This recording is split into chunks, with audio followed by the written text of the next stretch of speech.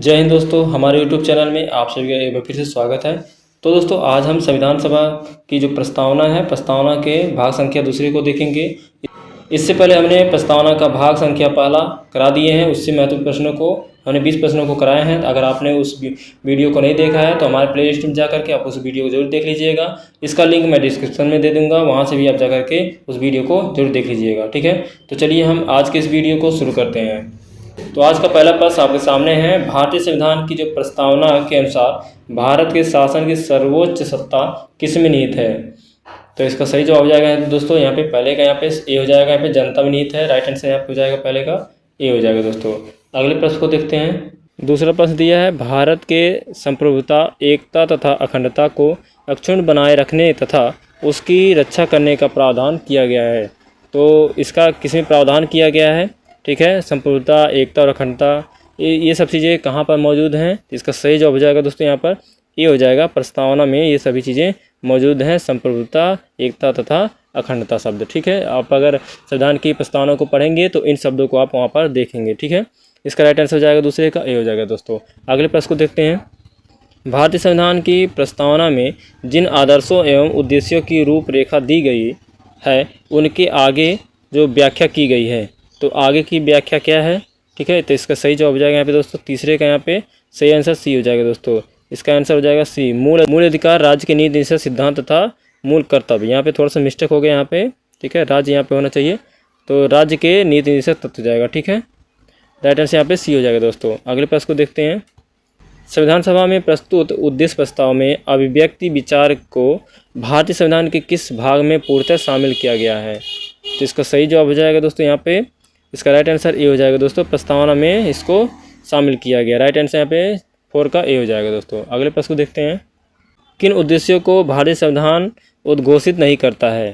तो कौन सा ऐसा उद्देश्य है जिसका सही जवाब हो जाएगा दोस्तों यहाँ पे डी हो जाएगा, अंतर्राष्ट्रीय शांति और सुरक्षा की अभिवृद्धि। यह जो है उद्देश्य यहाँ पे उद्घोषित नहीं करता है संविधान में। ठीक है, राइट आंसर यहाँ पे डी हो जाएगा। अगले प्रश्न को देखते हैं। भारतीय संविधान की प्रस्तावना में देश का कौन सा नाम उल्लिखित है? तो यहाँ पे बताना है आपको, जो प्रस्तावना हमारा है उसमें हमारे देश को किस नामों से बोला गया है, किन नामों के रूप में उसको लिखा गया है। तो इसका सही जवाब हो जाएगा दोस्तों यहाँ पर सी हो जाएगा, भारत और इंडिया। यहाँ पे बोला गया है प्रस्तावना, जब आप देखेंगे वहाँ पे भारत तथा इंडिया के बारे में ही बात किया गया है। राइट आंसर यहाँ पे सी हो जाएगा। अगले प्रश्न को देखते हैं। भारतीय संविधान किसके द्वारा स्वीकृत है? तो हमारा जो भारतीय संविधान है वह किसके द्वारा स्वीकृत किया गया है? इसका सही जवाब हो जाएगा दोस्तों यहाँ पे डी हो जाएगा, भारत की जनता द्वारा ही स्वीकारा गया है। राइट आंसर यहाँ पे डी हो जाएगा। अगले प्रश्न को देखते हैं। भारत के संप्रभुता किसमें निहित है? ये बताना है आपको, जो भारत की जो संप्रभुता है वह किसमें निहित है? तो इसका सही जवाब हो जाएगा दोस्तों यहाँ पर डी हो जाएगा, भारत की जनता में निहित है। राइट आंसर यहाँ पे डी हो जाएगा। अगले प्रश्न को देखा जाए। भारतीय संविधान को संविधान सभा द्वारा अंगीकृत किया गया, तो कब अंगीकृत किया गया है ये ध्यान रखना है। ठीक है, इसका सही जवाब हो जाएगा यहाँ पे दोस्तों 9 का यहाँ पे हो जाएगा ए हो जाएगा, 26 नवंबर 1949 को अंगीकृत किया गया है। अभी लागू नहीं किया गया है, इसको बोला जाता है अंगीकृत। ठीक है, 2 तरीके से क्वेश्चन पूछता है।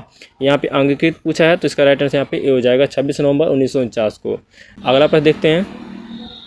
भारत का संविधान पूर्ण रूप से तैयार हुआ, इस तरह से भी क्वेश्चन पूछा जाता है, कब तैयार हो गया था? तो इसका राइट आंसर यहाँ पे बी हो जाएगा दोस्तों, 26 नवंबर 1949 को हमारा जो संविधान है पूर्ण रूप से तैयार हो गया था। ठीक है, इस राइट आंसर यहाँ पे बी हो जाएगा। अगला प्रश्न देखते हैं। किस तिथि को भारतीय संविधान लागू किया गया था? तो कब लागू किया गया था? यहाँ पर क्वेश्चन ध्यान देना है, यहाँ पे लागू करने की बात किया गया है। ठीक है, अंगीकार तो हो गया है, अंगीकृत हो गया है, यहाँ पे लागू कब हुआ था? तो ये इंपॉर्टेंट प्रश्न है। तो यहाँ पे इसका सही जवाब हो जाएगा दोस्तों ए हो जाएगा, 26 जनवरी 1950 को लागू कर दिया गया था। ठीक है, राइट आंसर यहाँ पे हो जाएगा ए हो जाएगा दोस्तों। अगले प्रश्न को देखते हैं। किस वर्ष भारत एक प्रभुत्व संपन्न प्रजातांत्रिक गणराज्य बना था? ठीक है, किस वर्ष में बन गया था? तो इसका सही जवाब हो जाएगा यहाँ पे दोस्तों डी हो जाएगा, 1950 में यह पूर्ण रूप से क्या हो गया था? प्रभुत्व संपन्न प्रजातांत्रिक गणराज्य बन गया था। राइट आंसर यहाँ पे डी हो जाएगा दोस्तों। अगले प्रश्न को देखते हैं। संविधान के उद्देश्य को बोला जाता है प्रस्तावना का संशोधन कितनी बार हुआ है? बहुत ही वेरी इंपॉर्टेंट प्रश्न है, ये एग्जाम में आपको कई बार देखने को मिला होगा। ठीक है, तो इसका राइट आंसर यहाँ पे हो जाएगा कितनी बार संशोधन किया गया है? तो इसका सही जवाब हो जाएगा दोस्तों सी हो जाएगा, एक बार हुआ है, मात्र एक बार संशोधन हुआ है हमारे संविधान की जो प्रस्तावना है। ठीक है, राइट आंसर यहाँ पे सी हो जाएगा। अगला प्रश्न दिया है। भारत के संविधान की प्रस्तावना में प्रथम संशोधन कब हुआ था? ठीक है, जो एक संशोधन हुआ था हमारे संविधान की प्रस्तावना में वह कब किया गया था, ये इंपॉर्टेंट प्रश्न है यह भी। तो यहाँ पे बताना है आपको, इसका सही जवाब हो जाएगा दोस्तों सी हो जाएगा। 1976 में ये पहली बार हमारे संविधान की प्रस्तावना में संशोधन हुआ था। राइट आंसर यहाँ पे सी हो जाएगा। अगले प्रश्न को देखते हैं। भारतीय संविधान की उद्देशिका में परिवर्तन किस संशोधन अधिनियम में किए गए थे?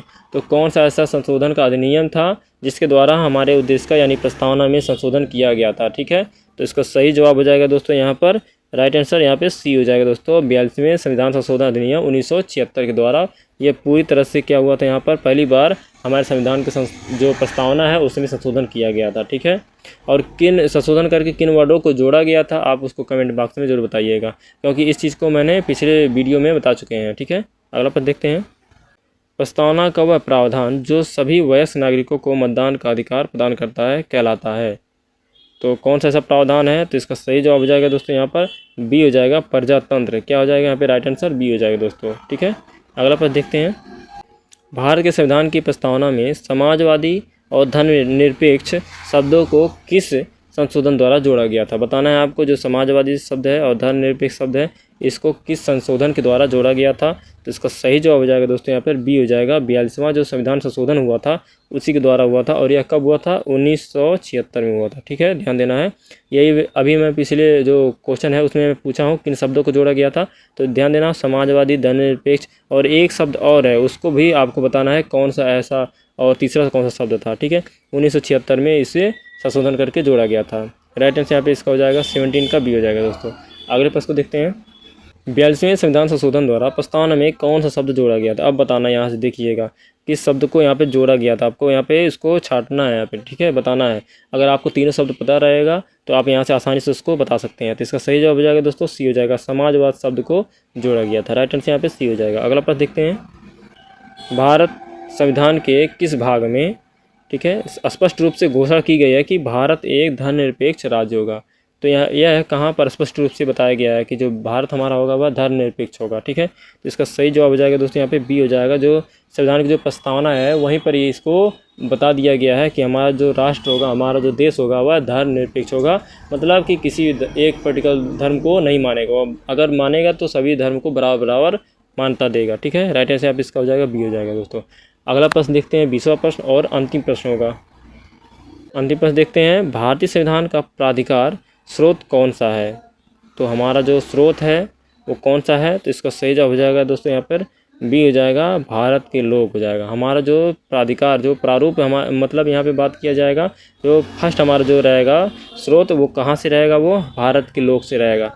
जो भी चीज़ें बना हुआ है हमारे तो भारत के लोगों के द्वारा ही बना हुआ है। ठीक है, तो इसका 20 का हो जाएगा यहाँ पे, राइट आंसर बी हो जाएगा दोस्तों। तो दोस्तों ये यहाँ से 20 प्रश्न हमने कंप्लीट कर लिए हैं प्रस्तावना से। ठीक है, अब अगले वीडियो में हम अगले टॉपिक को लेकर के आएंगे, वहाँ से 20 महत्वपूर्ण प्रश्नों को देखेंगे। दोस्तों यह वीडियो आपको कैसा लगा कमेंट बॉक्स में ज़रूर बता दीजिएगा। वीडियो अच्छा लगा हो तो वीडियो को लाइक करिएगा, हमारे चैनल को सब्सक्राइब करना मत भूलिएगा। तो चलिए मिलते हैं अगले वीडियो में। जय हिंद, वंदे मातरम।